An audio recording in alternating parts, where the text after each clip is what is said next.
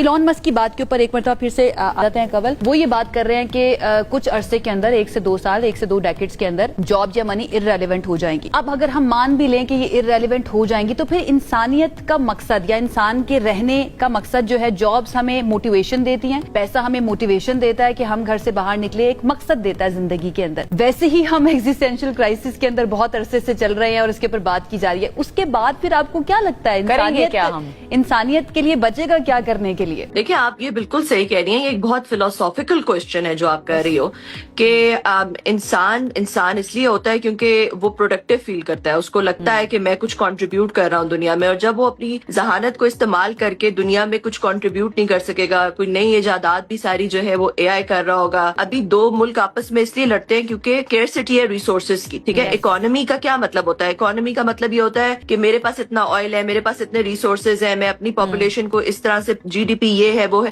اگر اے آئی آ جاتا ہے اور وہ اس طرح کے سارے مسئلے لیٹ سے کہ وہ انرجی ہارنس کرنا شروع کر دے فرام دا سن, اور سارا ڈیزیز جو ہے وہ آہستہ آہستہ ختم ہونا شروع ہو جائے کیونکہ وہ آرگنز جو ہے وہ 3D پرنٹ ہونا شروع ہو جائے, جو آرگنز ایجنگ کو سالو ہو جائے, اور سارے کام جو ہے وہ اے آئی کرنا شروع کر دے, تو انسان کس طرح